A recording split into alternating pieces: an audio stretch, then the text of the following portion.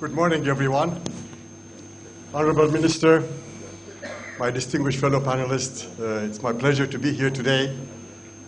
I've had the chance to visit India now over 25 years and observe all the changes closely.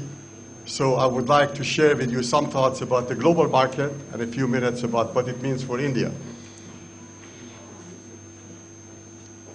I wanted to first share with you something about what are the important global trends which affect the oil and gas industry today. In the past, we've had cycles. Every 5-7 years, cycle up, cycle down. This one, it is not a cycle, in our view, is a structural change. Structural changes happen every 30-40 years, and they define the next group of cycles. We still will have cycles, but from a different base. The structure would be very, very different. Moreover, in the past, every time the price of oil has fallen, there has been an economic crisis, financial crisis. This time, there is no financial crisis. There is no economic crisis. This is an energy crisis.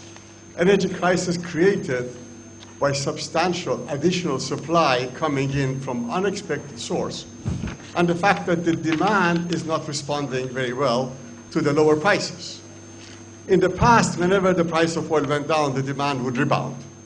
This time, the demand is not rebounding for a variety of reasons, including reasons such as we see in India, removal of subsidies, not just in India, in Indonesia, partly in Thailand, Malaysia, many parts of the world, that subsidies have been removed and the end user is not really seeing lower prices.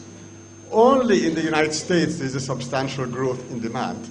The rest of the world is pretty much the same as they were in the previous year. Just to show you the magnitude of the change, since 2010, the United States is producing 4.5 million barrels per day of new oil production. This by itself would be the second largest OPEC producer if just the growth was in the United States. In 2014, the world oil demand grew by 800,000 barrels per day. US supply grew by 1.2 million barrels per day. So the message is that something very dramatically has to be restructured, and that restructuring is already taking place. Sometimes people accuse the Saudi government of collaborating with the Americans to bring the price of oil to irritate the Russians and hurt the Iranians. I think these conspiracy theories, which basically are very much liked by many of my Indian friends, they actually have no real basis in truth. Insofar as the Saudis were concerned, this was an inevitable decision. They could have stabilized the price of oil for 3-4 more years at $100 a barrel, but only at the cost of cutting their own production 3-4 million barrels per day. There's only one way it could have been done. Cut your own production and let everybody else produce at the maximum. They obviously are not prepared to do it, and clearly they have given a message to the market. I am prepared to cut my production, but I want you to cut also. You, the US, you, the Russians, you, the Iraqis, you, everybody else. You have to participate. Otherwise, I'm not doing this on my own. I think that the gauntlet has been thrown, and in the short term to medium term, I would like to share with you my views about where the markets will go. Second quarter of this year, we expect the prices to be somewhere about $15, maybe $20 lower than they are today. So we are looking at the second quarter, April-May period, where traditionally seasonal demand is low, and today inventories are full. We have filled all the inventories on land. We're filling all the inventories on the water because we are producing 2 million barrels per day more oil than we need. So where does it go? It goes into inventories. The back of the inventories will be broken, and the prices will come down. When the prices come down to around $40, $35 a barrel, then I think we would have a significant change in the growth of the US production in the future. And perhaps next year, the US production will not grow 1 million like this year, but maybe only a couple of 100,000 barrels per day. That is the first signal OPEC and the Saudis are waiting for. Let us see slowdown in production outside, and with that, we can then make a decision, go forward. The second signal would be whether the rest of OPEC countries are prepared to come to the table. The focus will be very much on Iraq, whether Iraq would be willing to cut back production. So far, the Iraqis indicate, no, I want to grow my production a few million barrels per day first before I negotiate any downward volume.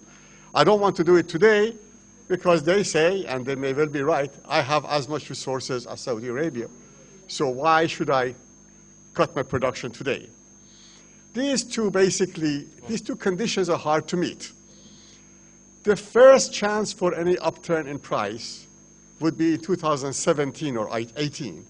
And when I talk about upturn, I'm talking about $70, $80 oil.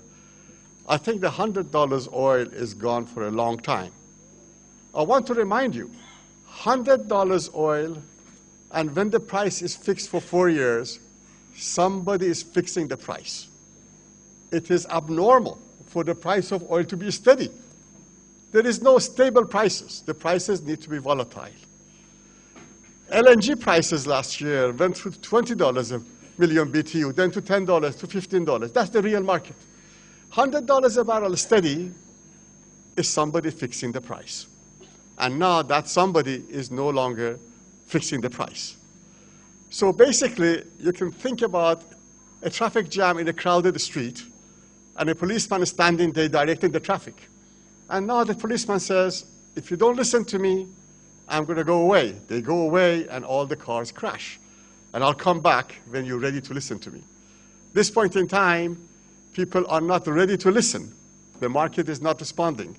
So this is a 2, 3, 4-year proposition. And even when you see the recovery, the prices are unlikely to go back to 100. The difficult part of the story is that when the prices go up to $70, $80, all those who shut down production in the United States come back.